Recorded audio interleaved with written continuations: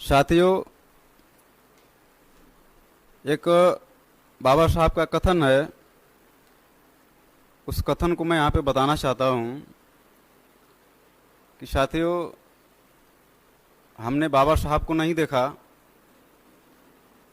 लेकिन बाबा साहब ने कहा था कि हम हिंदू धर्म में पैदा हुए लेकिन हिंदू धर्म में मरेंगे नहीं।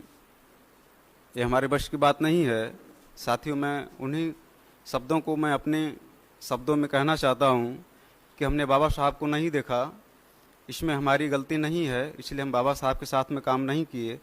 आज हम मेश्राम साहब के साथ में काम कर रहे हैं। अगर आज हम साहब के साथ में काम नहीं करेंगे तो ये हमारी खुद की गलती होगी। इसलिए साथियों, वक्ताओं के रूप में हम डॉक्टर अनिल कुमार माने साहब, जो रामसेप के राष्ट्रीय प्रचारक हैं, मैं आपसे निवेदन करता हूं कि आप डायस पर आएं और अपने विचार को रखें। साथियों, आज के जयंती कार्यक्रम के अध्यक्ष माननीय वामन मेश्राम साहब, प्रमुख वक्ता के तौर पर जिन्होंने बात रखी, माननीय मेहरबान अली साहब, बहुजन मुक्ति पार्टी के राष्ट्रीय महासचिव, संचालक महोदय, और साथियों, आज मान्यवर कांशीराम साहब की 88वीं जयंती पूरे भारत में संगठन द्वारा बनाई जा रही है। साथियों, मान्यवर कांशीराम साहब का संघर्ष बहुत ही बेहतरीन संघर्ष रहा। बाबा साहब अम्बेडकर ने उत्तर प्रदेश के आगरा में भाषण किया था 18 मार्च 1956 को, और उस भाषण में बाबा साहब अम्बेडकर ने कहा था कि मुझे पढ़े लिखे लोगों ने धोखा दिया। तो बाबा साहब अम्बेडकर पढ़े लिखे लोगों से क्या उम्मीद रख रहे थे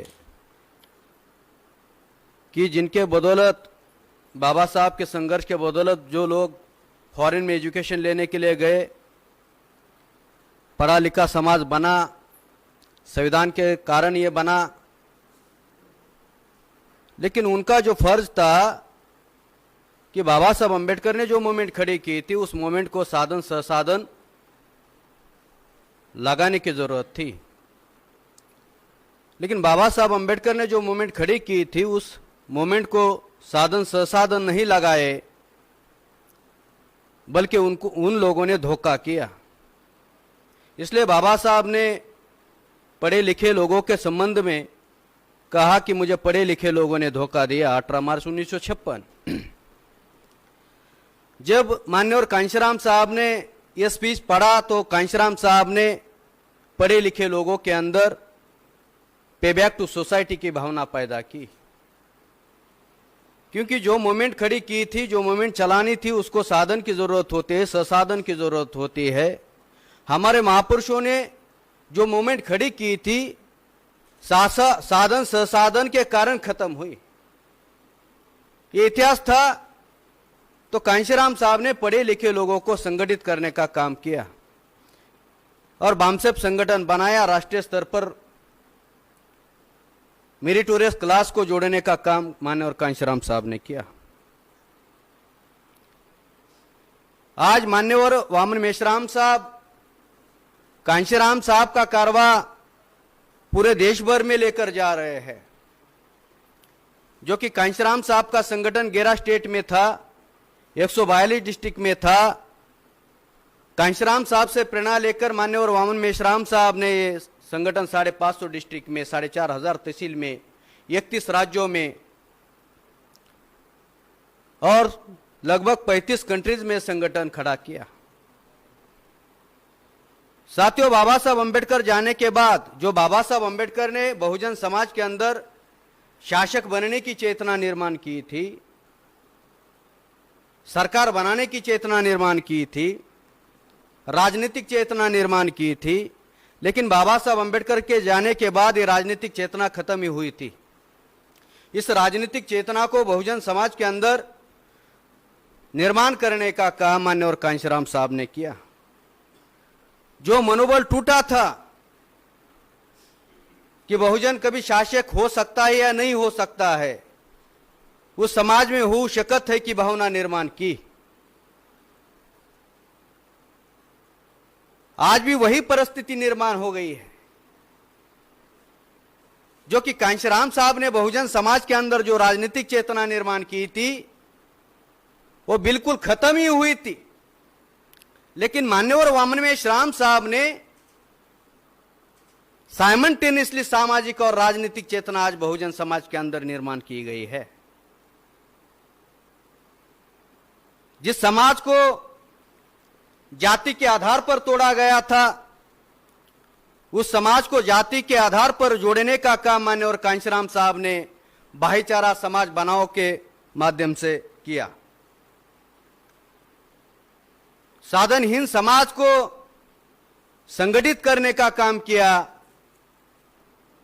वोट के साथ में नोट भी देने के लिए अपील किया। वोट हमारा, राज तुम्हारा, नहीं चलेगा, नहीं चलेगा।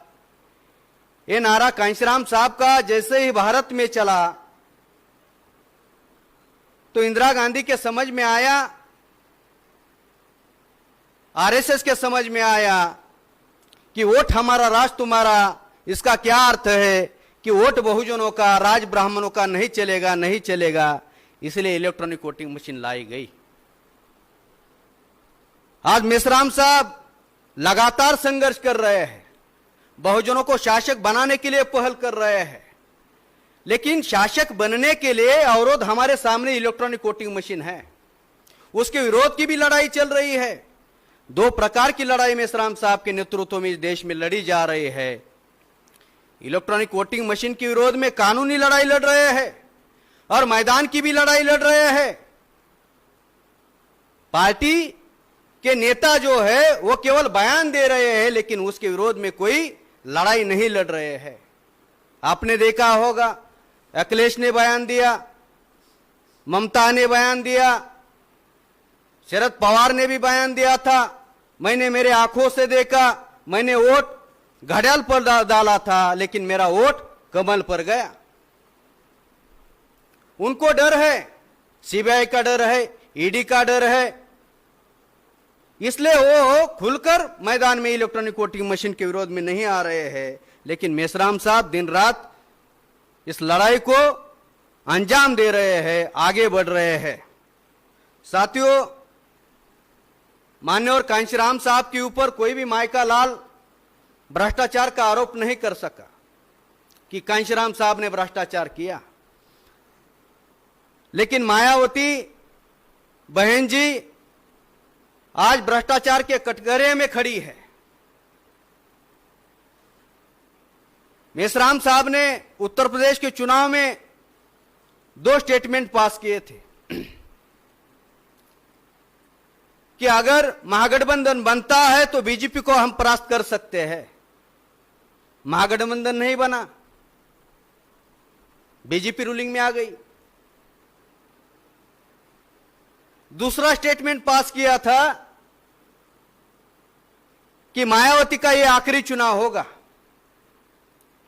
और ये साबित हो गया बहन जी का यह आखिरी चुनाव। आपने भी देखा है। तो साथियों, बहन जी बहुजन समाज के साथ में धोखाधड़ी कर रही है। जो बहुजन समाज के अंदर कांशीराम साहब ने जो राजनीतिक चेतना निर्माण की थी, बहन जी ने उसको खत्म करके ब्राह्मणों के अंदर वो राजनीतिक चेतना निर्माण की है। सतीश मिश्रा ने बहुजन समाज पार्टी खत्म की है। अभी बहुजन समाज पार्टी नहीं रही है जो कांशीराम साहब ने बनाई थी, वो अभी मायावती ने ब्राह्मण समाज पार्टी में तब्दील कर दी है। जिस मनुस्मृति ने महिलाओं को अधिकार वंचित किया, बाबा साहब अंबेडकर ने कॉन्स्टिट्यूशन लिखा और कॉन्स्टिट्यूशन में महिलाओं को अधिकार दिया। जो महिला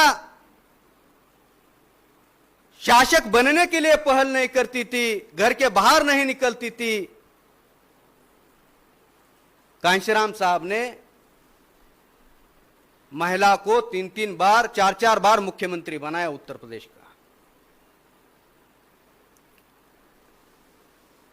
जिस मनोवादी लोगों ने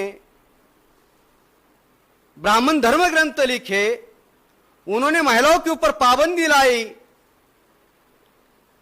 उसी ब्राह्मणवाद का जय जयकार करने में बहन जी लगी हुई है। और बहन जी इतिहास से सबक सीखती है तो ठीक है, लेकिन अभी ये नहीं लग रहा है कि बहन जी इतिहास से सबक सीखेगी। तो साथियों, मान्यवर कांशीराम साहब ने जिस मकसद को लेकर बहुजन समाज को इकट्ठा किया था, वो मकसद आज माननीय वामन मेश्राम साहब के नेतृत्व में सफल बनाने के लिए मेश्राम साहब लगातार संघर्ष कर रहे हैं। ज्यादा समय ना लेते हुए आज 88वीं मान्यवर कांशीराम साहब की जयंती है। हम दृढ़ संकल्प लेते हैं, दृढ़ संकल्प करते हैं कि मान्यवर कांशीराम साहब का जो मकसद था बहुजनों को शासक बनाने का अभियान था, उस अभियान को फुलफिल करने के लिए हम दिन रात मेहनत करेंगे, ये हम संकल्प लेते हैं। साथियों, 5 साल में 1825 दिन होते हैं, उसमें से 1800 दिन आप अपने परिवार को लगा सकते हो, लेकिन 25 दिन अगर हम कार्यकर्ता पदाधिकारी दृढ़ संकल्प लेते हैं और 25 दिन लगाते हैं तो बहुजनों की सरकार बन सकती है। तो साथियों, ज्यादा समय ना लेते हुए मान्यवर कांशीराम साहब के जयंती अवसर पर भारत के तमाम युवाओं को, बहुजन समाज को मैं हार्दिक हार्दिक बधाई देता हूं। मेरी बात आपने ध्यान से सुनी, इसके लिए आभार, धन्यवाद। जय भीम, जय भारत।